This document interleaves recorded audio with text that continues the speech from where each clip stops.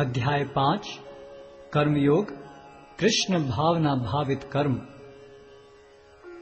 अर्जुन ने कहा, हे कृष्ण, पहले आप मुझसे कर्म त्यागने के लिए कहते हैं और फिर भक्ति पूर्वक कर्म करने का आदेश देते हैं।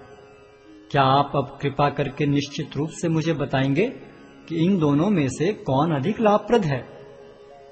श्री भगवान ने उत्तर दिया, मुक्ति के लिए तो कर्म का परित्याग तथा भक्ति में कर्म दोनों ही उत्तम हैं, किंतु इन दोनों में से कर्म के परित्याग से भक्ति युक्त कर्म श्रेष्ठ है। जो पुरुष न तो कर्म फलों से घृणा करता है और न कर्म फल की इच्छा करता है, वह नित्य सन्यासी जाना जाता है। हे महाबाहु अर्जुन, ऐसा मनुष्य समस्त द्वंद्वों से रहित होकर भवबंधन को पार कर पूर्णतया मुक्त हो जाता है। अज्ञानी ही भक्ति को भौतिक जगत के विश्लेषणात्मक अध्ययन से भिन्न कहते हैं।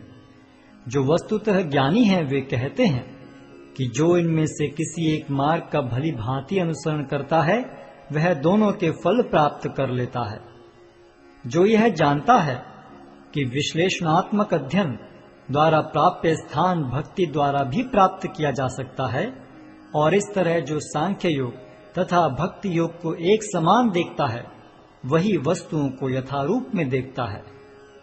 भक्ति में लगे बिना केवल समस्त कर्मों का परित्याग करने से कोई सुखी नहीं बन सकता, परंतु भक्ति में लगा हुआ विचारवान व्यक्ति शीघ्र ही परमेश्वर को प्राप्त कर लेता है। जो भक्ति भाव से कर्म करता है, जो विशुद्ध आत्मा है और अपने मन तथा इंद्रियों को वश में रखता है, वह सबों को प्रिय होता है और सभी लोग उसे प्रिय होते हैं। ऐसा व्यक्ति कर्म करता हुआ भी कभी नहीं बंधता।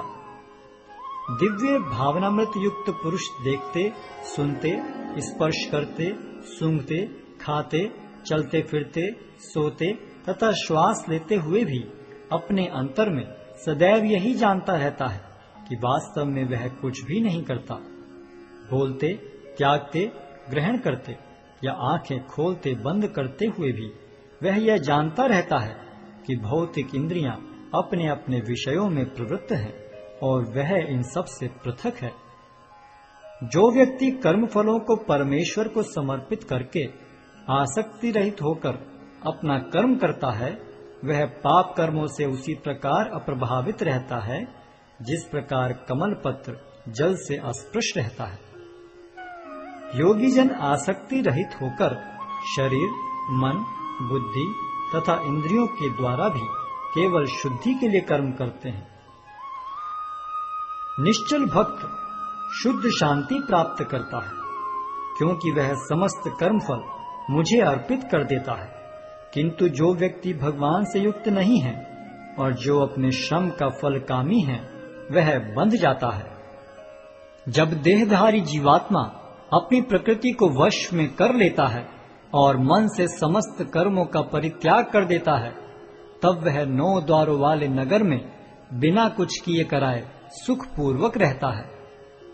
शरीर रूपी नगर का स्वामी देहधारी जीवात्मा न तो कर्म का सृजन करता है, न लोगों को कर्म करने के लिए प्रेरित करता है, न ही कर्म फल की रचना करता है। यह सब तो प्रकृति के गुणों द्वारा ही किया जाता है। परमेश्वर न तो किसी के पापों को ग्रहण करता है न पुण्यों को, किंतु सारे देहधारी जीव उस अज्ञान के कारण मोहग्रस्त रहते हैं जो उनके वास्तविक ज्ञान को आच्छादित किए रहता है। किंतु जब कोई उस ज्ञान से प्रबुद्ध होता है जिससे अविद्या का विनाश होता है, तो उसके ज्ञान से सब कुछ उसी तरह प्रकट हो जाता है जैसे दिन में सूर्य से सारी वस्तुएं प्रकाशित हो जाती हैं। जब मनुष्य की बुद्धि, मन, श्रद्धा तथा शरण सब कुछ भगवान में स्थिर हो जाते हैं, तभी वह पूर्ण ज्ञान द्वारा समस्त कलमश से शुद्ध होता है और मुक्ति के पथ पर अग्रसर होता है। विनम्र साधु पुरुष अपने वास्तविक ज्ञान के कारण एक विद्वान तथा विनीत ब्राह्मण, गाय, हाथी, कुत्ता तथा चांडाल को समान दृष्टि से देखते हैं। जिनके मन एकत्व तथा समता में स्थिर हैं, उन्होंने जन्म तथा मृत्यु के बंधनों को पहले ही जीत लिया है। वे ब्रह्म के समान निर्दोष हैं और सदा ब्रह्म में ही स्थित रहते हैं। जो न तो प्रिय वस्तु को पाकर हर्षित होता है और न अप्रिय को पाकर विचलित होता है, जो स्थिर बुद्धि है, जो मोह रहित है और भगवद विद्या को जानने वाला है, वह पहले से ही ब्रह्म में स्थित रहता है। ऐसा मुक्त पुरुष भौतिक इंद्रिय सुख की ओर आकृष्ट नहीं होता, अपितु सदैव समाधि में रहकर अपने अंतर में आनंद का अनुभव करता है। इस प्रकार स्वरूप सिद्ध व्यक्ति पर ब्रह्म में एकाग्र चित्त होने के कारण असीम सुख भोगता है। बुद्धिमान मनुष्य दुख के कारणों में भाग नहीं लेता, जो कि भौतिक इंद्रियों के संसर्ग से उत्पन्न होते हैं। हे कुंती पुत्र, ऐसे भोगों का आदि तथा अंत होता है, अतः चतुर व्यक्ति उनमें आनंद नहीं लेता। यदि इस शरीर को त्यागने के पूर्व कोई मनुष्य इंद्रियों के वेगों को सहन करने तथा इच्छा एवं क्रोध के वेग को रोकने में समर्थ होता है, तो वह इस संसार में सुखी रह सकता है। जो अंतःकरण में सुख का अनुभव करता है, जो कर्मठ है और अंतःकरण में ही रमण करता है तथा जिसका लक्ष्य अंतर्मुखी होता है, वह सचमुच पूर्ण योगी है। वह पर ब्रह्म में मुक्ति पाता है और अंततोगत्वा ब्रह्म को प्राप्त होता है। जो लोग संशय से उत्पन्न होने वाले द्वैत से परे हैं, जिनके मन आत्म साक्षात्कार में रत हैं, जो समस्त जीवों के कल्याण कार्य करने में सदैव व्यस्त रहते हैं और जो समस्त पापों से रहित हैं, वे ब्रह्म निर्वाण को प्राप्त होते हैं।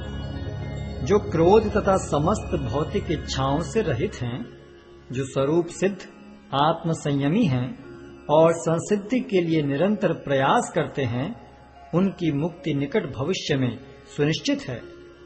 समस्त इंद्रिय विषयों को बाहर करके, दृष्टि को बाहों के मध्य में केंद्रित करके, प्राण तथा पान वायु को नथुनों के भीतर रोककर और इस तरह मन, इंद्रियों तथा बुद्धि को वश में करके जो मोक्ष को लक्ष्य बनाता है, वह योगी इच्छा, भय तथा क्रोध से रहित हो जाता है। जो निरंतर इस अवस्था में रहता है, वह अवश्य ही मुक्त है। मुझे समस्त यज्ञों तथा तपस्याओं का परम भोक्ता, समस्त लोकों तथा देवताओं का परमेश्वर एवं समस्त जीवों का उपकारी एवं हितैषी जानकर मेरे भावनामृत से पूर्ण पुरुष भौतिक दुखों से शांति लाभ करता है।